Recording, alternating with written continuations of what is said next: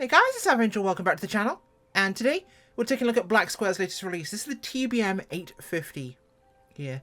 Now, this aircraft is quite an interesting one, of course, because the TBM 850, or the Socata TBM in general, now made by Daya, is a family of high-performance single-engine turboprop business and utility light aircraft. It was originally collaboratively developed between the American Mooney Aircraft Company and French light aircraft manufacturer Socata. Now, the TBM family originates from the Mooney 301, a low-powered, smaller prototype Mooney developed in the 80s, and following their acquisition by French owners, Mooney and Socata worked on this joint venture. Now, this enlarged turboprop design, which was designated as the TBM 700, became a thing. Now, emphasis was placed on speed, altitude, reliability, and it entered the market in the 90s, and it was the first high-performance single-engine passenger cargo aircraft to enter production. Now, it's, like I say, an executive transporter utility, and it has so far had 1,988 produced to present, and produced between 88 and present. Over 1,000 have currently been built as of 2020. They're still in production. And its first flight was July 14th, 1988. Now, this is the 850, which is a higher performance version fitted with a Pratt & Whitney PT6A 66 Delta, rated at 850 horsepower. In flight at 700 at takeoff.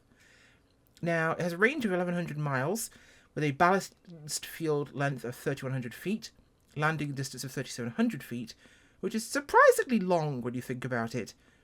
That's quite a long runway amount.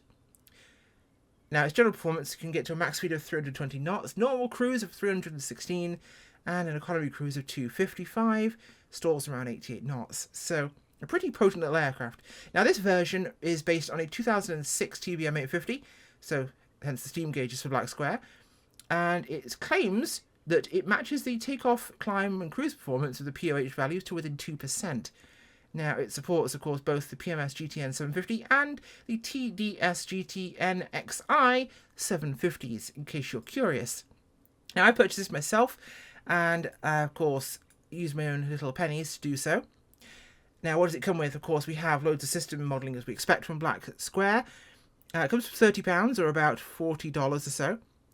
Now, we have improved turbine dynamics, turbine engine failures, gyroscopic physics simulation. We have all the instruments generally included in the aircraft. You'll see those in a moment, all simulated to the usual depth. State saving for fuel, radio selection, frequency memory, cabin aesthetics, etc. 95 plus different system failures, cabin environmental control system. Different oxygen systems, and all the various functions we like. We have customized version of the native WI sound pack for the 930, so it is not a fresh sound pack, it is a modified version of the TBM 930 pack from Asobo, with handmade sounds added for warnings and environmental systems, so it's been dramatically improved. The default sounds carefully aligned with all the interactable cockpit elements. The model, of course, is created from scratch, externally and internally. So we have a visual engine model, and we can open all the doors, and all the native coding, PBR, and various different materials, including normal mapping, which they apparently want to tell us about for leather, fabric, plastic, stitches, and scratches, which I'd hope they'd do at this sort of detail. Resulting in a texture resolution of 10,000 pixels per square inch. Heh. Okay, so it's a decent pixel density. That's not actually telling you a lot, by the way, guys. Since a square inch on your screen is relative to your zoom, so it could be anything. You could. It's that comes down to a DPI reference, which is actually more of a paper printed kind of reference. It's not really something that applies technically in the sim. In terms of the cockpit, we have faithfully recreated interior and all their art styles. Usual blurb here. Custom steam gauges. We have carefully modeled components. We have every knob and switch functioning. 3D cockpit warning technology, lighting technology. Sorry, on every item, and 4K. This is the detail you wanted. Textures in the cockpit. So, not as high as it could be in the sim, but not bad. 4K is pretty good. Let's take a look at the aircraft herself here and get ourselves on the ground. Now, before we do anything, I'm going to open the doors, so we'll take a look outside. Unlock. Pull the handle. And then we kick out the little ladder once this door's open. Now, I'm going to go down here and click for our engine compartments. Now, I shall look behind us to the rear door. Again, we have to unlock the door, pull the hatch, and that's our closing click spot, because obviously you can't click the handle when it's here. They nicely put a click spot in place. Now, if I go over here, We can put down the ladder and click here to open the baggage door. Let's go outside, shall we? Now, I'm not a huge, executive turboprop fan, but I can appreciate a well-made aircraft. Now, this is what I want from a Black Square product. I don't want a stock exterior with, internal instruments that feels crummy. For the detail level they give us, this is the kind of product I'm looking for. This has really nice detail to it. Even the de-ice boot there looks like an actual rubber de-ice boot on the aircraft. The detailing is well made and well textured. Even the resolution of the screws there, that's kind of crazy. Door components all look very good. Gear detailing is nice enough. Okay, I like that. Take a look at this engine. There's our compartment at the front with our tow bars and such. An engine in here. It's our PT6A 66 Delta. Very nice, very nice, very nice. Oh, wow. Okay. That is very high detail. I'll give them that. Not bad. Not bad at all. And what I do like, though, by the way, is all the dates on here are, that's August 2006. This one also lists 2006. So for an aircraft they're designing based in 2006, even the sign-offs on components in the engine are marked the correct year. That's cool. That's a little nuance that's not going to be noticed by a lot of people, but I think really matters. Yep, even those looking fantastic there. Let's take a look around the interior of the aircraft real quick and see what she's like. So of course we've got our 4 seats in the back here. We've got our baggage compartment in the rear behind them. So if you wanted to use this for cargo, you've got enough room, or parachute version, to hop in the back here and do just that. The seating's rather nice, I must admit. Close the baggage door there. We can pull up the ladder. And we'll close that aft door from that perspective. If I will just turn this around here, we'll lock that over as well. Notice even this changes. Those go from green to red as they're latched. That's a cool little detail. Interior of the cockpit looking very nice and clean. Overall, in terms of 3D modelling of an aircraft, looking good. There's Captain Whiskers. Wish we could see him in the cockpit, but we'll have to cope with not seeing him. Let's go back interior and we'll do our startup procedure, shall we? I have briefly read the manual. Oh, we can't close it. Why? There's steps down. So let's pull that in. Let's latch our door. Alright, up here we'll go to our, push the crash bar up to battery rather than GPU. In fact, let's go to GPU. Do we actually have one appear? No, we're on GPU power, but no GPU actually appears. That's maybe an oversight there. So we'll go up to battery. Okay, and we're going to be starting the aircraft. So we'll make sure our aux fuel is on. Fuel select to auto. That's all we wanted. Fuel select to here is on left tank. So we're good there. Batteries are on. We'll go for our starter on, and our ignition is on. That is cut to where we need it. So we'll advance the throttle slightly. We'll make sure this is in ground low on the RPM. Of course, all our various click spots and things function here. We'll look at these as we go with the startup, but of course all our various systems function down there. All our little pop-out circuit breakers. Of course, now here we have the engine compartments. Those we're not worrying about. But we'll close that now. Watch it close in front of us. Those are the pedal adjustments, but they work to do this. Okay, so we're looking for that. That's good to go. So now we shall advance our fuel. Give it fuel. Watch it start up properly and catch. It is doing.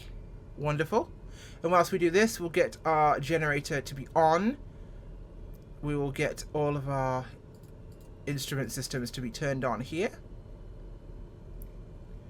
AP master trims are on. Radio masters are on. Wunderbar. We'll turn on our HSI and attitude indicator. Turn those off as everything's turning on here. Bleeds off. We'll turn that on now. bleed to auto. We'll turn on. We're doing this in different orders. Don't mind. I'm just kind of going through various settings as I need them to be. Start is good, so we'll turn it off. We'll turn that to auto. That is us good there. And we'll auto BP to auto. And we're good. So this is generally the rough startup of the aircraft. It can be this simple. You can follow the checklist as well. I'm just doing it quickly so you can see how it's done. And parking brake is set. So obviously I'm running the working title 530s here. Now this of course you download from the marketplace. It's a free upgrade to the stock ones in the sim. Totally recommend if you haven't got it. Now we can change this of course by selecting here on this panel. Do we want the... I have the TDI 750 in. And we can see that up there. Not sure why it's not started up for me. But we could also switch to full-on retro here and use full Ben King units. Yeah, not sure why this isn't turning on for me. But you can trade out PMS TDI. Not going to do that because I don't have the PMS one installed. There we go. We'll cycle back to this one, and we'll cycle this one back up as well to the previous unit that I want to use. So that'll pick up our GPS situation there. Now if we look down here, of course, we have our radar. Now we cycle this up to nav and to lock, and we have our various settings. We can set all failures, refill oxygen. We can repair the engine. We can go up here, we can set our failure rates. We can go to random and scheduled, active failures, reset defaults, looking at detailed settings. We can scroll down here looking at various ones and where we want them to actually happen. So this is where our various customizations exist in the aircraft. And it gives us everything we want to find. Or we can set that back to radar. Now as we're looking here, we'll cycle this to that way and we'll go to here. So this is all set and operational. Let's get ourselves airborne, shall we? And the one thing I did forget to do as always is turn on my head tracking, which I will do now. So fear not, good simmers, as of course that decides it wants to fail itself at life. Screw you. Open track. I will not be beaten by a piece of software. Behave. Thank you. Was that so difficult? No, it wasn't. Okay, so parking brake will be released. And I'll drop the power back to idle here. So aircraft's ground performance is pretty solid from what I've seen so far. Get ourselves turned around here, get ourselves taxied towards the runway. Set our flaps to 1 notch for departure. And we've got about 4,000 feet of runway here at Orcas Island, so it should be just fine for us. Got a master caution, but nothing's actually illuminating for me on there. Nothing's actually showing up as a warning. I may just not reset it. So we'll let the engine give us some power here.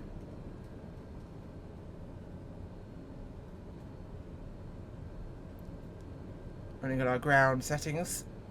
Once we get out to the runway, we'll upgrade those and we'll get ourselves ready for departure. So I do prefer this dramatically over the glass, just because I'm boringly old school when it comes to this kind of thing. And I like to have my aircraft be nice and steam gauge. But it just feels like a more interesting cockpit this way than a, 350 unit. Or 3,000 Garmin unit in there, or 5,000 Garmin, whichever it fits. Let's put these back on here. Okay, airspeed's alive, it's coming up. We're not going to lift back yet because we're not quite at our speed for departure. Okay, we're going to lift the nose here, let it lift up.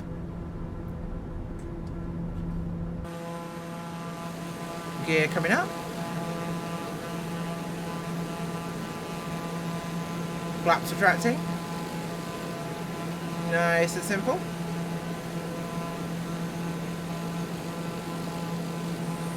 So a gorgeous looking aircraft. In fact, I need to pop back in real quick and pull our power back because I don't want to be keeping us on this higher power setting this entire time. That's going to overstress the engine a lot. So we'll pull back our torque. And we'll pull back the prop here. Of course, torque will go up as we drop the prop back, so we need to monitor that. But the aircraft in general is a really nice performer. This is feeling very smooth. Of course, if we want to have the sun not be in our eyes, we can pull this down. We can cover our eyes like that. We can cover it partly, like that, or like that, or if the sun's there, right there, wherever we want it to be, we have that option. So smooth and excellent performance. Now it's not meant to be a short-field aircraft, it's meant to be a fast aircraft, so quite a high-speed airfoil which has got very, and there's a reason why of course it's not very good in terms of landing short, is because it's a very fast stall. It's a very high-speed airfoil on this thing to keep it flying quickly, looking at 320 maximum speed, 316 for max cruise and 250 economy. That's a quick propeller aircraft. So obviously the wing's going to be a lot higher speed, meaning it's not going to have as good lift for us at lower speed, meaning a high stall speed in the 70 to 80 knot range. So that's going to be really unpleasant for the aircraft to do. So the faster you have to land, the worse your performance will be. And that's our terrain indicators there. Let's test it. Yeah, it could tell me not to sink. Tell me this terrain. Tell me this terrain. You dirty liar. There's definitely terrain. Whee! It lied. It didn't tell me this terrain. Right, pulling the power back here. And I'm going to let this thing settle ourselves down a little bit here. Yes, thank you. My sync rate is something I'm well aware of. Shut up. Shut up. We're going to fight. We're definitely going to fight. Okay. Roll around onto a very long, drawn-out final here. I'm not going to go for a super long flight because obviously a lot of things you're going to know how to use. A lot of these systems you'll find and these instruments you'll find in other black square aircraft, they all work exactly as advertised. Of course, we've got the two CRT screens for our EFIS here. Those are fantastic. All the functions work. We'll look at those on the ground. But once we do, of course, a lot of this exactly works as you'd expect it to work by the book, which is very cool. And it's something we've come to expect from these guys. With this being one of their first, if not first, aircraft that's a full interior and exterior, I'm very pleased with it. I definitely feel this is good value at €30 for a £30 for a full interior and exterior model of the TBM 850. It's an older model, which is fantastic to have this level of detail and fidelity. My gear down, gear is confirmed down, we have 3 greens. Let's watch our speed here. It provides a very interesting aircraft that I would actually fly for some nice, long, fast cross-country runs. It's got a very good cruise speed. It's clearly got sufficient instrumentation for what we want to do with it. And it's got good systems depth and modelling where everything will work as intended. I could definitely get on board with this kind of aircraft and could absolutely be in support of the price this is asking. I don't really have a quibble. Frankly, I struggled to find a quibble with this one. I think they made a pretty good aircraft. Obviously, I'm not an expert on every system, and there are levels of things I will not be reviewing because I simply don't know it. But it is certainly well made. I do like it, and I think they've done a good job. Let's make sure we don't make a fluff of this landing on our return. But I think it's good value, even for someone like me who wouldn't normally fly an aircraft like this. I've started to really appreciate my turboprops a lot more. And it's been very well made. That was a nice smooth touchdown. A little bit off to the right of the centre line than we'd like, but into beta there. Or into reverse, technically. So we have that. So we could definitely stop shorter than 3,000 plus feet. That's a guarantee.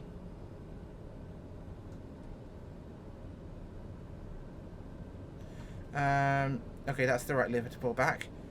Alright, let's go forward, shall we? We'll taxi this into parking as we get looking over some of the last systems in here.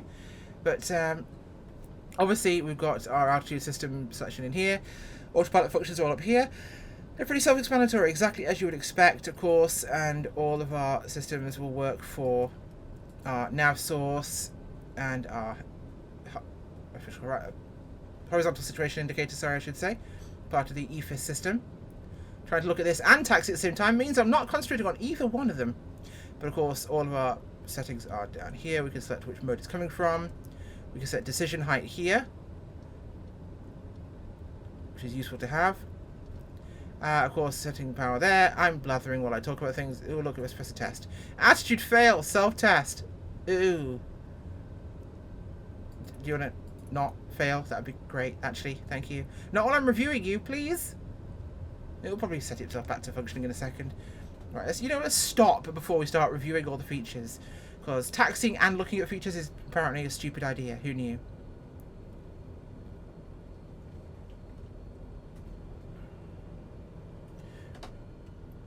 Okay, kill the engine there. Parking brake is on. Okay, right. So, of course, we can have the composite mode where we can cycle it to both of these variants. Obviously, it gives us various different functionalities in that. You can look in the menus for how those will function. And we do have control over brightness. We can dim it right down. We can bring it right up again. And brightness for this one is up top. So we do that there. Now, obviously, we have standard 6-pack over here. We have our... course ADF unit down here, which of course will read out what we wanted to. We've got DME equipment down there. The USB plugs can't be used, unfortunately. All our pressurization system is here. We can of course dump pressurization once we want to on the ground. Ram air is there. Flaps, everything functional down here. Our trim settings are very useful there. Emergency power, ooh, could have pressed that when I was in the air. That would have been a good idea apparently. We, of course, auto-selected fuel there. Rather than using the left, it switched to the right. Of course, down here, all our icing and de-icing systems, which do function. You can read the manual, you can look at all these. They all do work. Everything does exactly what it says it's going to do, which is wonderful. And I'm going to stop blathering and telling you about things that you probably already know more about than I do. Because, frankly, I don't know a ton about TBMs. I don't really fly them very often, but... I think I'm going to now. They've certainly done a very good job. Before I do, though, one thing I will show you is going to be the lighting. Because lighting's kind of important. So let's turn these up here. And as soon as we do, we'll set the time. Before we wrap this review up. And I've got to say, it's kind of nice. We also even have... the yoke lights can be dimmed. That is the level of customization we're talking about here. Even the yoke light, for the thing you can't even put anything on here, is dimmable. That's impressive. I'll give them that. And of course, we can dim various other things. Just the glow and ambience from these lights is fantastically created. Love the artistry on this. They've done a great job. Again, really can't think of a flaw. Honestly, I'm struggling to think of a flaw. The one thing I don't like is how they incorporate their options and settings into the radar. They've done this before in other aircraft. It works, but it's kind of clunky. In this day and age, I would have expected a tablet. You could just click spot to appear with various candy features, with various settings. All those kind of elements are exactly what I'd expect in this kind of aircraft. So it's a little surprising, really, that this is what we've got. But, I mean, it does work. It's just not very efficient. I really would have thought a tablet would have been what we'd have seen from them at this point. The fact we don't is kind of more unusual, so why not? Yeah, go out and buy it if you like TBMs. If you don't like TBMs but like turboprops, try it. It'll actually surprise you. Thanks for watching. Bye.